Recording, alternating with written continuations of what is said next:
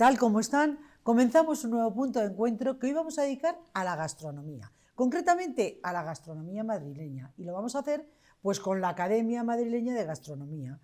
La Academia es una asociación cultural sin ánimo de lucro fundada en 2005, cuyo objetivo principal, según detallan en su web, es investigar, impulsar y divulgar la gastronomía de Madrid, de su comunidad y de su entorno geográfico en todos y cada uno de sus diferentes aspectos. Bueno, a pesar de los muchos años que lleva en activo la Academia, pues la verdad es que no es muy conocida por la mayoría de los ciudadanos. Y eso que ha tenido un importante desarrollo durante estos años y que gracias a su magnífico trabajo ha conseguido situar a esta región como uno de los lugares con mejor oferta culinaria del mundo. Fíjense bien lo que les digo. Y es por esto que el actual equipo que dirige la Academia desde diciembre de 2015, liderado por el empresario y sobre todo apasionado de la gastronomía, Luis Suárez de Lezo, hayan decidido darle un nuevo impulso a través de las múltiples actividades que realizan y con las que sin duda van a conseguir difundir las bondades de nuestra gastronomía.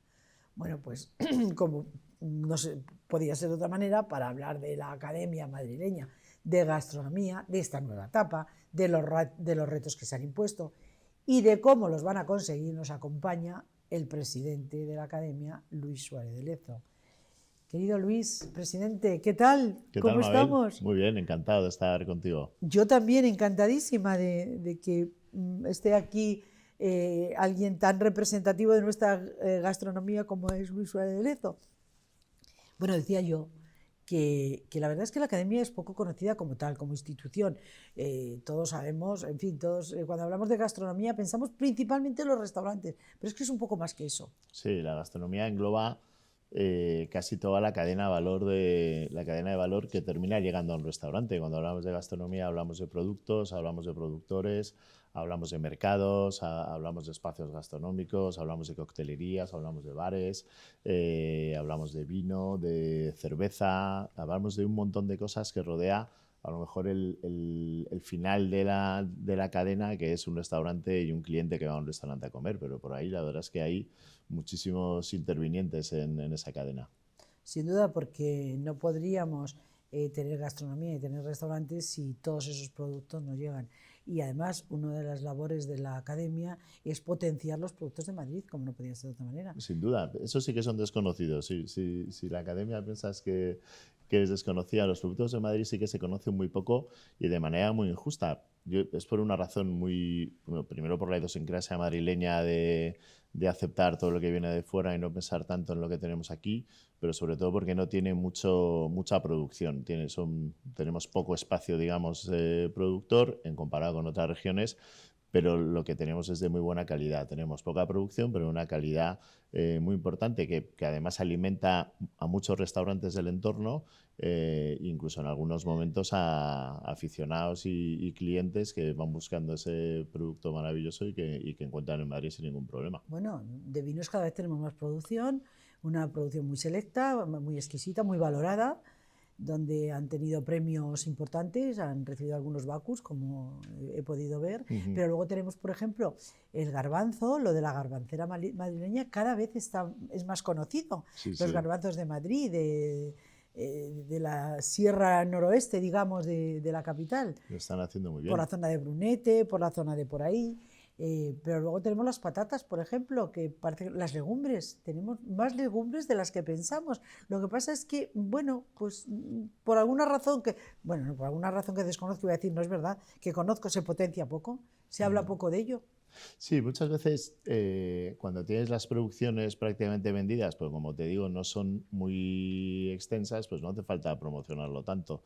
Yo creo que ahí a lo que a nosotros nos gusta no es tanto hablar del garbanzo de Madrid, sino de lo bueno que es el garbanzo de Madrid para determinadas recetas que se puede utilizar. Y el garbanzo de Daganzo, por ejemplo, que es anterior al de la garbancera, se lleva utilizando y tienen la producción prácticamente vendida desde el principio y pues probablemente se hable menos y no hagan la publicidad que deberían de hacer y no se hable tanto. Pero nosotros cuando hablamos de recetas, que por cierto es otra parte fundamental de la gastronomía y de la cultura gastronómica y de la historia gastronómica de Madrid, metemos el qué producto de Madrid puedes utilizar para las mismas y tratamos de darles ese tal. Pero ahora que hablabas del vino, en el fondo, dice, no, es que ahora se ha hablado del vino de Madrid. En el siglo XVIII el vino de Madrid era el más importante prácticamente de Europa y, bueno, y el mundo porque quedaba muy lejos, pero todas las cortes venían a por vino a Madrid.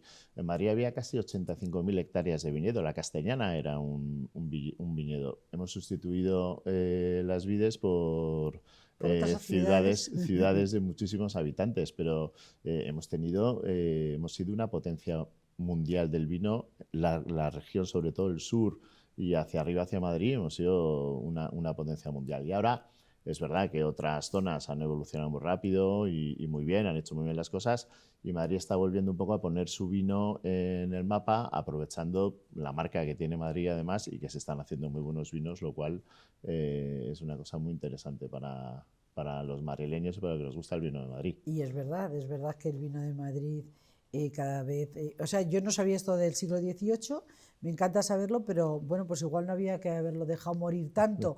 Digo, en cuanto a conocimiento, sí se ha transformado, se ha hecho una ciudad, pero sigue teniendo zonas donde el cultivo de la vid es importante y bueno, pues Sí. está muy consolidada. Además tenemos en casi todos los puntos, bueno, en la zona norte menos, pero la zona de Arganda, por ejemplo... La zona del Molar tenemos en la zona norte, que es una subzona de la DO y que llevan haciendo vinos muchísimos sí, además siglos. están las famosas cuevas de donde el vino es casi un manjar, ¿no? Y ahora lo allí. están volviendo a poner en el mapa.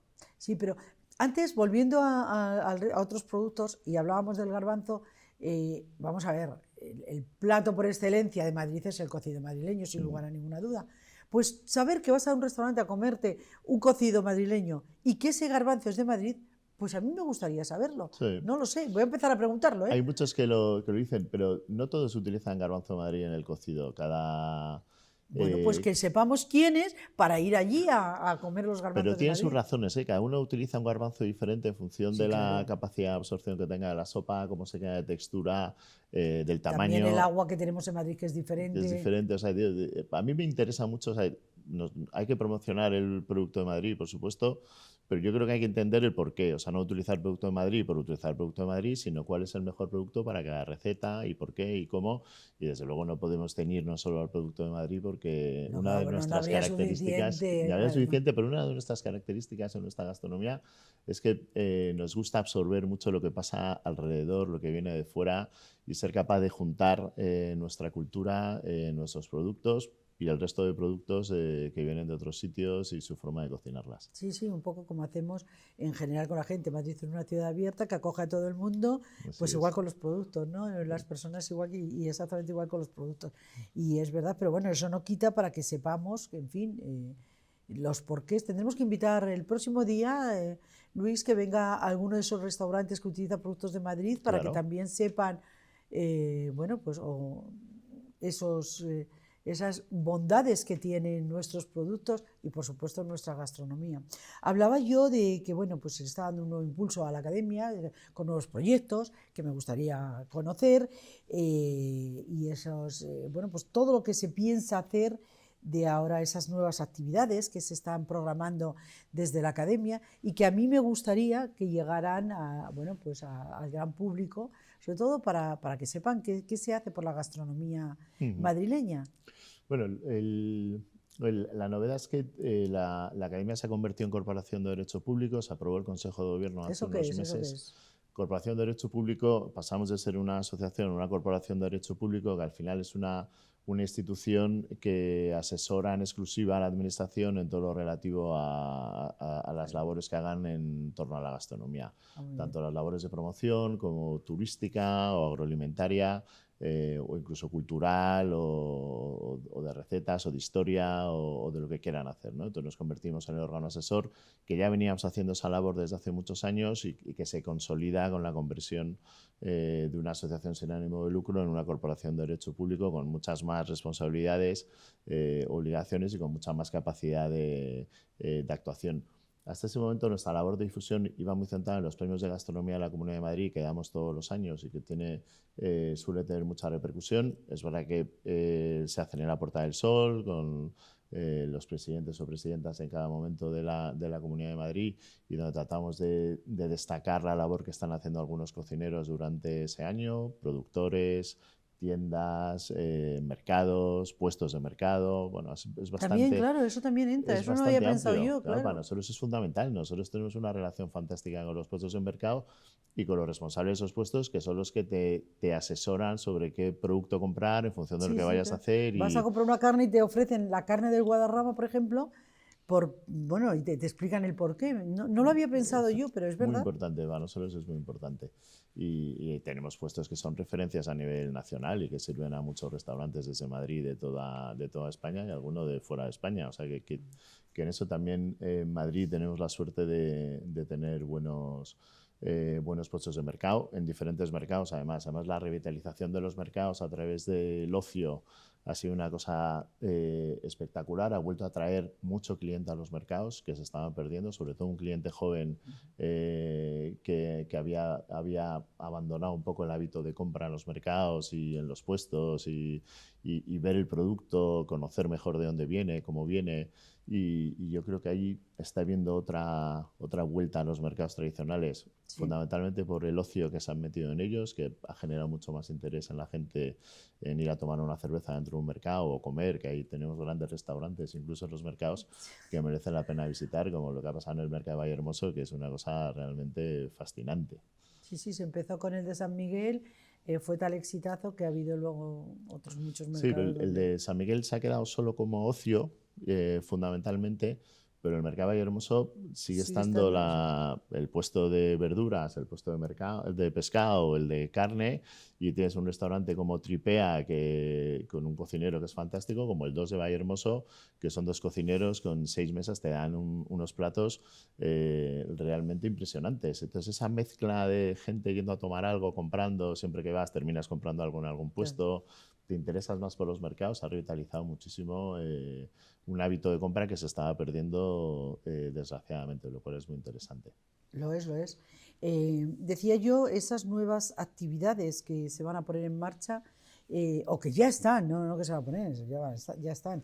Pues a mí me gustaría saber un poco hacia dónde van enfocadas. Y luego también me gustaría, ¿se mantiene la cocina tradicional? ¿Tenemos por delante la cocina de fusión, esa nueva cocina más creativa, o no, se sigue demandando la cocina tradicional también? Hablaba yo antes del cocido, pero luego, claro, de ahí para abajo... Yo creo que lo que tenemos la suerte en Madrid es que, y si me dices, define la cocina madrileña, es que es la diversidad. O sea, nosotros tenemos la suerte de tener en Madrid no solo la diversidad en tipos de cocina, sino también en tipos de establecimiento. Y tenemos la posibilidad a lo largo de toda una semana, comiendo y cenando fuera, en ir a sitios absolutamente diferentes, tanto en cocinas como en forma en el que se crea el espacio o la forma de servir, etcétera. Entonces tenemos desde los restaurantes centenarios de Madrid, que son únicos en el mundo y que son un activo no solo turístico, sino cultural espectacular, y que a veces pensamos que es para extranjeros, pero nos permite volver a recetas clásicas madrileñas como la pepitoria, el propio cocido. ¿Ciriaco es uno de esos? Ciriaco es uno de ellos. Es decir, lo de la pepitoria me acuerdo yo de Ciriaco, porque claro, la pepitoria de gallina de Ciriaco es un plato mítico madrileño. Sin duda, sin duda. Y es un sitio mítico también de Madrid, histórico, pero tenemos Botín, tenemos Casa Alberto.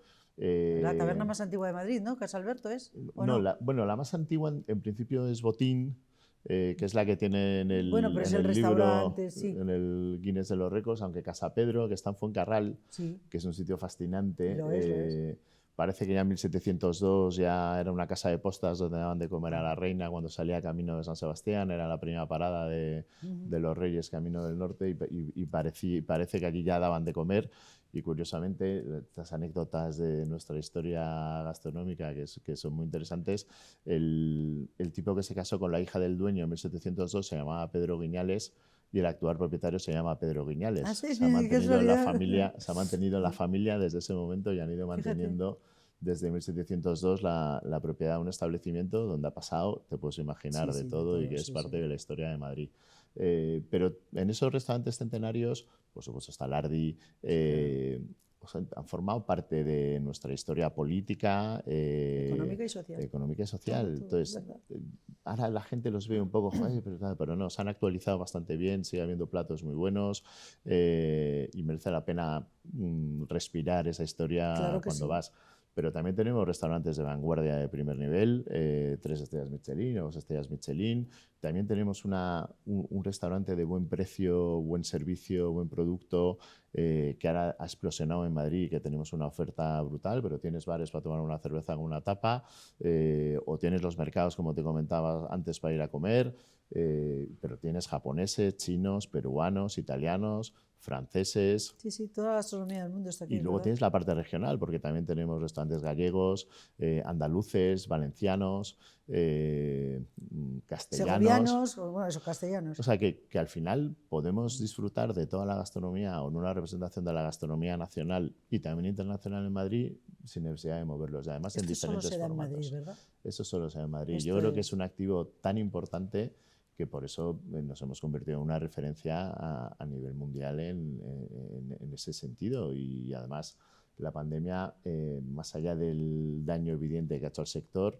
también es verdad que al haber estado abiertos y que mientras en el resto de sitios estaban cerrados, en Madrid se abrieron los restaurantes, eso no solo ha permitido que estén mucho más rodados y que estén funcionando bien y que los empleados no se hayan ido tanto, sino que además a nivel internacional a mí me llamaban de muchos sitios para preguntarme cómo estaba, por qué estaban Claro, abiertos claro. y tal, con lo cual has generado una imagen de marca de compromiso con la hostelería, que eso conlleva compromiso con los productores, que los está comprando Claro. la hostelería y con la parte de logística o con menaje o sea, con todo el ecosistema empresarial que va alrededor de la gastronomía, que ha sido un referente. Sé que ha sido un referente, soy consciente de ello, como lo somos todos ¿no? Los madrileños, los españoles. Y de hecho, la presidenta Isabel Díaz Ayuso está recibiendo premios y reconocimientos constantemente de todo el sector del turismo en general, de la hostelería, de la hotelería, de todos por el apoyo a este sector y no dejarlo morir, ¿no? Sin Y duda. ha sido muy, muy importante, por eso Madrid ha sido diferente como lo es casi siempre, ¿no? En Sí, tantas cosas. o sea, yo creo que pocas veces decisiones tan concretas Sí. Y arriesgadas, ¿eh? afectan tanto a la vida de la gente. Yo Lo cuando tenía hablaba con clarísimo, ella del tema decía, bueno, pues esperemos que salga bien, porque no se sabía cómo iba a por salir. supuesto. Nosotros pensamos que si no vienen a los restaurantes van a ir a otros sitios y lo van a hacer en casas o lo van a hacer escondidos, y al final la incidencia va a ser mayor. Y si aquí por lo menos están controlados, por supuesto, con un 50% de aforo, con Claro, una claro. distancia, con unas medidas de seguridad Lo que haga falta, importantes, claro. pero por lo menos les ha permitido seguir trabajando. Y cuando hablas con ellos, al final te dicen, oye, yo he podido seguir pagando un colegio, yo he podido Por seguir supuesto. pagando una hipoteca porque yo he podido seguir trabajando, ¿no? Y Sí. eso creo que fue Y se muy ha recuperado. importante. Y no se perdió la ilusión y las ganas de seguir viviendo, no se perdió. Y ahora se ha recuperado con creces. O sea, el otro día, ¡buah! Yo siempre le decía que no solo era muy bueno para los propios hosteleros porque les permitía trabajar, sino que también era muy bueno para los clientes de los restaurantes y de los bares. O sea, esa posibilidad de liberar un poco la cabeza y poder salir a tomar una cerveza, aunque fuera con muchas restricciones que evidentemente hubo. Yo creo que para la sociedad madrileña el poder ir a un bar en el fondo era una manera de liberación maravillosa. A mí vinieron empresarios por mi trabajo a verme a otras comunidades autónomas y les querías invitar a un café en la oficina y te pedían que si no nos importaba ir a un bar, que llevaban Claro. un mes y medio sin tomar un café Que en un aunque bar, que fuera con tenía abrigo ganas, y sí, con sí, bufanda, pero en la calle. pero tenían ganas de entrar en una cafetería. Yo creo que eso es muy importante. Sí, lo es, lo Lo es. ha sido, vamos, desde Sí. luego. Bueno, al final no hemos hablado de esas actividades, que es de lo que vamos a Mira, hablar ahora, de esos nuevos proyectos que tiene la academia con este nuevo impulso que se le está dando ahora mismo. Hay otra parte que es función elemental de la academia, que es las publicaciones. Hicimos un libro justo antes de la pandemia que se llama Madrid Gastro, la nueva movida, que ha tenido muchísimo éxito, donde trasladábamos que en los años 80 en la movida madrileña se revolucionaron todos los ámbitos culturales, menos el gastronómico, que se mantuvo absolutamente invariable con sus restaurantes clásicos madrileños, los bares, pero realmente no se movió mucho el panorama. Y pensamos que esa revolución está pasando ahora mismo y lo que hemos hecho es contar a través de la historia de 16 restaurantes en qué ha consistido esa explosión, esa diversidad de formatos, de cocinas y tal. Y la verdad es que es un libro que ha tenido mucho éxito, está muy, muy bien escrito además, muy divertido, lo escribió Alberto Fernández y la verdad es que ha quedado francamente bien.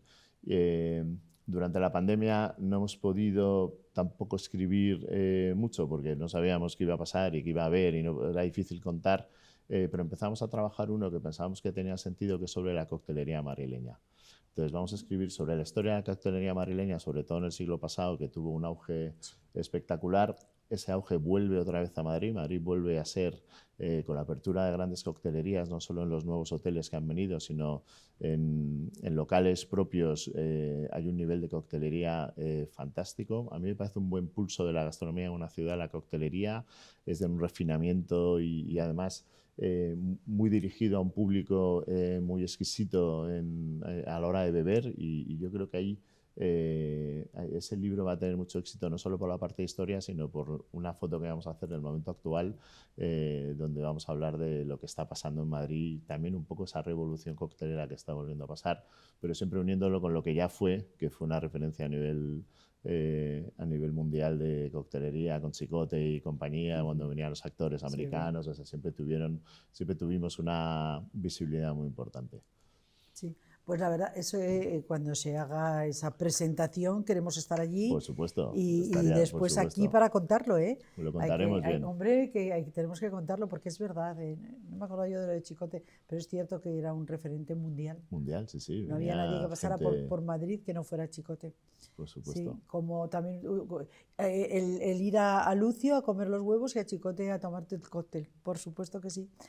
Y luego, bueno, pues dentro de esos proyectos, ¿algo más que queramos destacar? Luego, seguimos con labores mucho más del día a día, de hablar de recetas, de hablar de productos, incluso haciendo demostraciones con cocineros. Hicimos ya hace unos años que lo retomaremos, coger recetas madrileñas, contar la historia de esa receta, poner la receta... tradicionales, la receta de la abuela.